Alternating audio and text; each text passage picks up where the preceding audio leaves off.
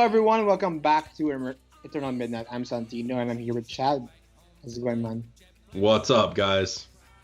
Last week, a few weeks ago, I watched a really fun movie that I've been wanting to see, and I getting around to it.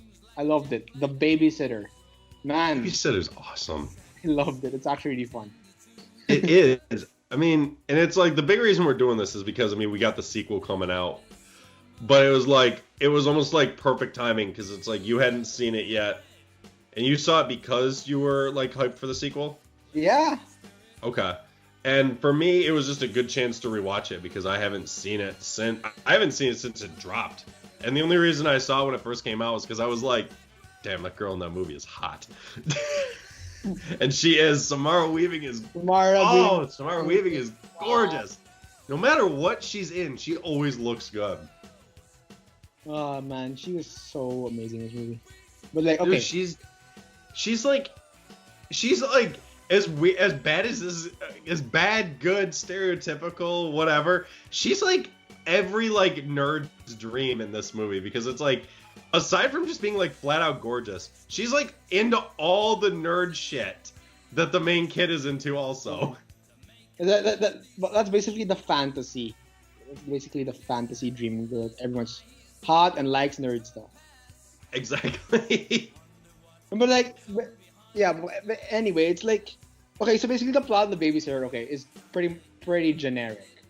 Yeah, I mean, like, it's Kind of. it's been done a couple of times, like, oh, survive the night from the killers, and like, yeah, hell, dude, Samara Weaving was in another movie, the exact same plot with the same satanic ritual. Yeah, so like, Except- yeah, I love Ready or Not though. yeah, it's the same thing, but it's like, okay, but like, you can still be fun, right? Oh, and this movie was. And this movie was so like, okay, to me, like, what the movie sold on was the relationship between Cole and B. That's me, what- Yeah, the relationship with the two of them really did help sell the movie. But to me, what made this movie really work was just like the over-the-top gore really helped sell it because it just made it so fun. Like when they killed that first nerd dude and they pulled the knives out and just like the blood sprayed all over the one dude. And he's just like, man, this is my favorite shirt. Like, I just got it. And later they're like, Cole's like, like, why are you covered in blood? And he's like, because nobody would give me a new shirt. And Cole's just like, that's not an answer. I love when that cop guy gets like the cop gang goes like, wow, dude, like that is One. painful. He gets the fucking fire poker like the in fire- the and then like Arrow's brother, like he fucking He like walks up, he like tries to like take it out. And he like wriggles it all over his head.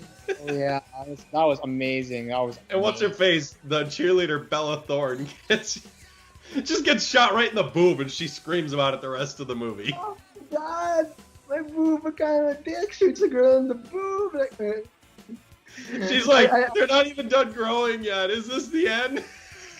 See, that's the kind of comedy that makes this movie work so well. And the black guy's like, what kind of motorboard do you want? You want fast? You want short or you fast? Like, dude, like I actually laughed so hard. Like, so she's like, dude, I was laughing so hard because of that. And it's like, it's what makes it over the top too is like when she got shot, she got shot by a pistol, right? She like launched through the air as if she'd just gotten like shot point blank with a shotgun and like flew it. But no, she got shot with a pistol and just soared through the room and smashed against the wall.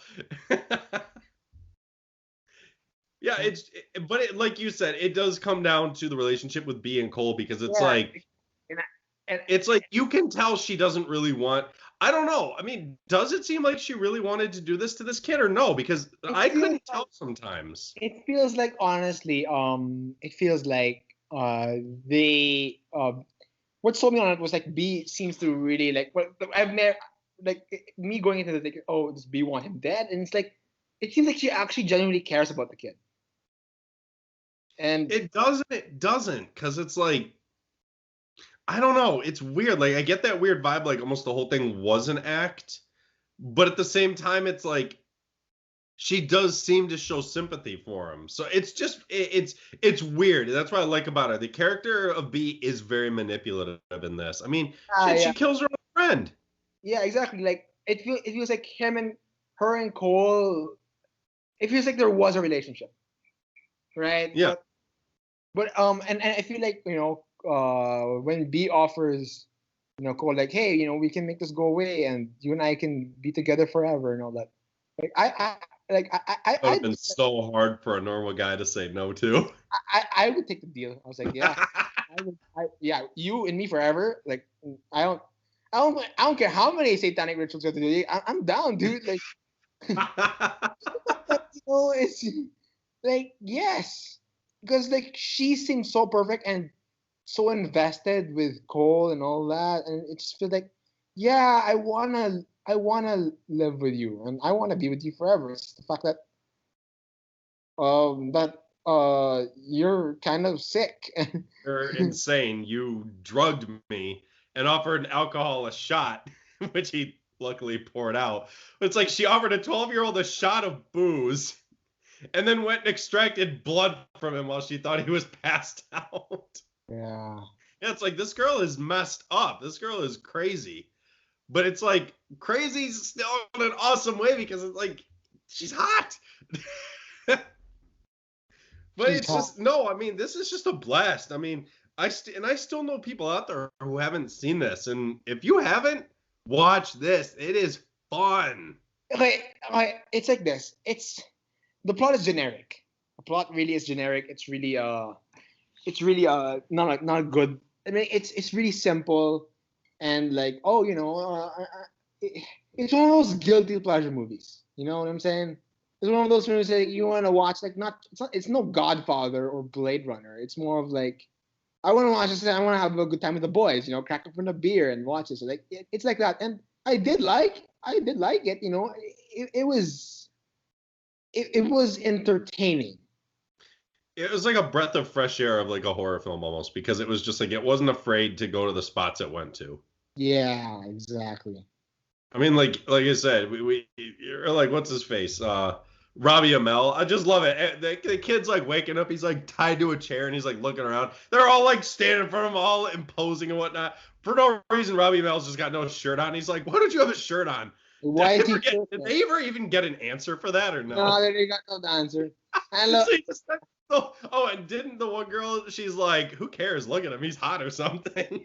Yeah. And I love the fact that I love the fucking where Cole tries to kick Robbie Amell in the balls and like you didn't find my dick, and it's pretty fucking big. Like the fuck, like dude, like I laughed so hard at that. Or I love man, the the humor in death, the the movie. deaths were hilarious. Like when that black guy fell off from the stairs and got impaled on the award. Like oh, that's amazing. Like that's beautiful right there. Or when that girl, the fucking girl who got trapped in the crawl space and then it was lit on fire and like Yup. rose up and like I'm still alive and boom. Like, oh, she's dead.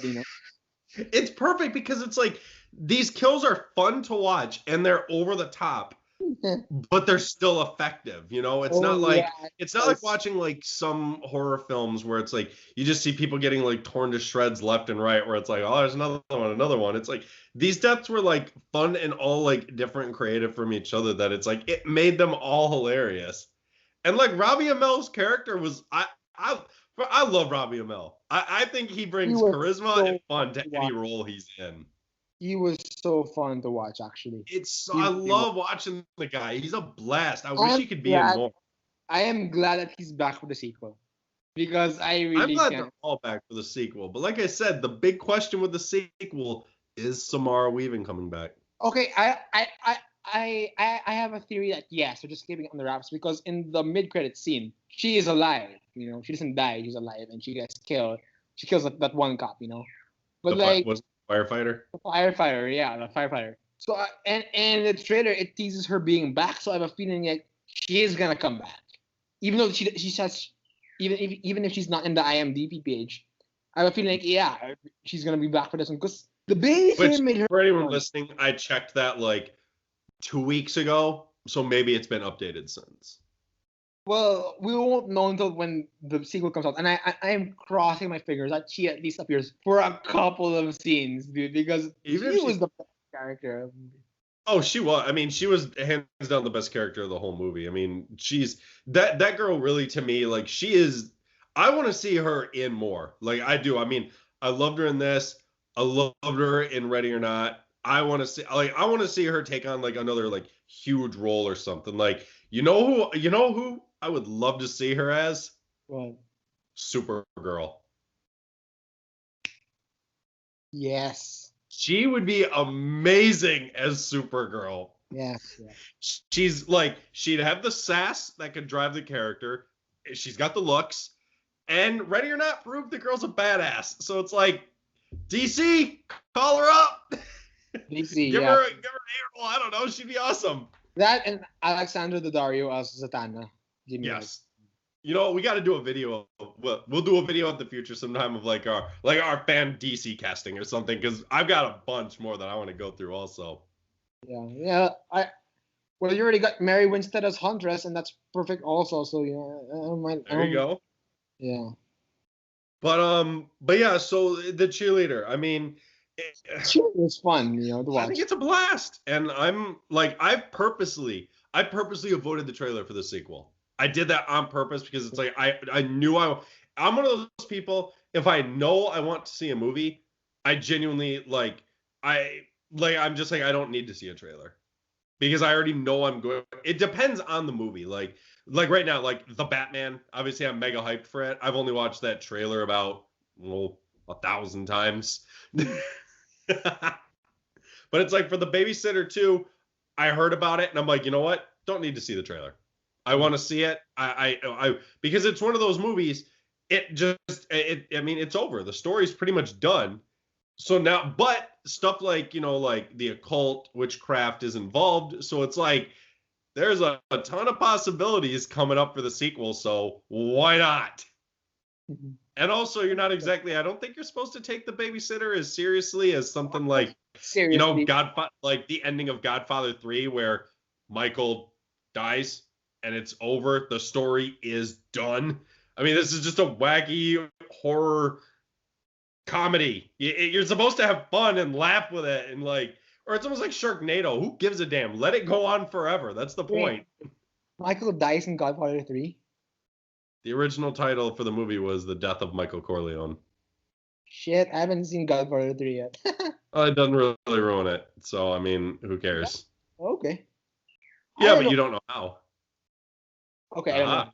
Yeah. And the movie's old as shit, so. How come you haven't finished that yet?